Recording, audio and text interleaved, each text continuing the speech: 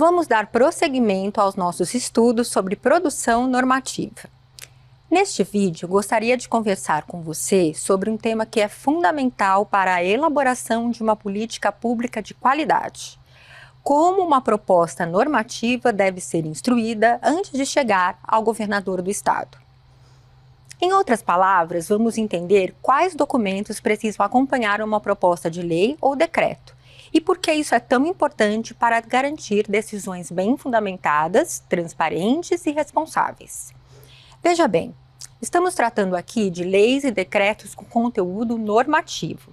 Se você pretende ver editado outro ato que não possua conteúdo normativo, mas cujo processo precise ser tramitado à Casa Civil, você deve observar o que determina o Decreto 51.704 de 2007, que ainda está em vigor e que dispõe sobre a instrução de processos e expedientes transmitidos à Casa Civil. Como vimos nos vídeos anteriores, antes de qualquer ato normativo ser publicado, ele deve passar por um processo interno de análise e preparação. Esse processo precisa ser muito bem documentado para que a decisão governamental seja tomada com base em estudos técnicos, jurídicos e financeiros que atestem sua adequação. E quais são esses documentos? O artigo 9º do Decreto 70.759, de 17 de julho de 2026, que instituiu a Política de Governança Normativa, elenca 9 documentos. Vamos ver quais são? O primeiro documento é a minuta da proposta normativa, que é o texto de lei ou decreto que se pretende editar. Mais à frente, você encontrará vídeos específicos com instruções sobre como redigir os textos normativos. O segundo documento é o parecer de mérito, que é o documento que explica por que a proposta é necessária e qual problema ela pretende resolver. O parecer de mérito é uma peça-chave.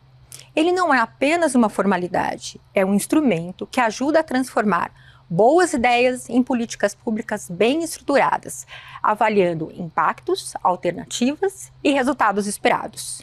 Também sobre o parecer de mérito temos um vídeo específico. O terceiro documento é a manifestação técnica de adequação orçamentária e financeira da proposta, que será feita pelo ordenador de despesa da pasta proponente. Esse item é especialmente importante quando a proposta implicar em aumento de despesas ou redução de receita. É que nesses casos o cuidado deve ser ainda maior, já que a proposta deverá ser instruída com elementos que demonstrem sua sustentabilidade e a conformidade com a legislação que rege as finanças públicas. A forma como essa manifestação deve ser apresentada e os requisitos técnicos que devem ser observados serão mais bem explicados em vídeo posterior. O quarto documento é o quadro comparativo entre as normas vigentes e as contidas na proposta. Esse documento é necessário apenas quando a proposta envolver alteração de norma existente. É um quadro comparativo contendo o antes e o depois de cada parte que está sendo alterada, de forma a facilitar a identificação das mudanças que estão sendo propostas. O quinto documento é o resumo executivo da proposta. Ele nada mais é do que uma síntese explicativa para facilitar a compreensão de seu conteúdo e objetivos. Mas atenção, esse documento possui um modelo no SEI e você deve utilizar esse modelo para elaborá-lo. O sexto documento é o parecer jurídico do órgão de consultoria jurídica competente. E para que serve esse parecer? Para que as autoridades possam atuar com segurança e conformidade à ordem jurídica. E a quem compete elaborar tal parecer?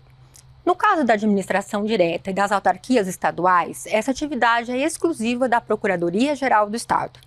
Já as universidades públicas estaduais, as empresas públicas, as sociedades de economia mista sob controle do Estado e as fundações instituídas ou mantidas pelo Estado têm órgãos jurídicos próprios. O sétimo documento é a exposição de motivos, que é um documento que apresenta as razões que justificam a edição da norma. Você vai saber mais sobre a exposição de motivos em um vídeo específico, mas por enquanto é importante saber que esse documento, que será assinado pelo secretário de Estado proponente, é, em essência, o texto que demonstra a necessidade da criação daquela norma. Na hipótese de lei, por exemplo, esse texto é, inclusive, encaminhado à Assembleia Legislativa e publicado no Diário Oficial para conhecimento de todos. O 8º documento é a manifestação de órgão, entidade ou colegiado que tenha atribuição na matéria. Esse documento é obrigatório apenas nas hipóteses em que a lei determina ser necessária a manifestação de determinados órgãos, como, por exemplo, o Conselho de Patrimônio Imobiliário, o Conselho Estadual da Educação e o Conselho Estadual do Meio Ambiente.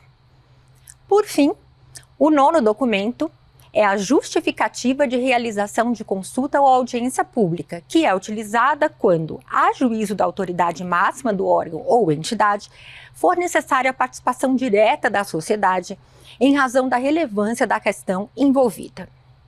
Importante destacar que, a depender da matéria tratada, outros documentos podem ser necessários, como, por exemplo, a manifestação técnica da Secretaria de Gestão em Governo Digital, quando a proposta envolver regime jurídico dos servidores públicos. Em resumo, o processo de instrução de uma proposta normativa é um mecanismo de transparência, responsabilidade e qualidade técnica. Ele garante que decisões que afetam milhões de pessoas sejam tomadas com base em informações completas. Vamos agora assistir ao vídeo sobre o impacto financeiro e orçamentário da proposta. Obrigada pela atenção.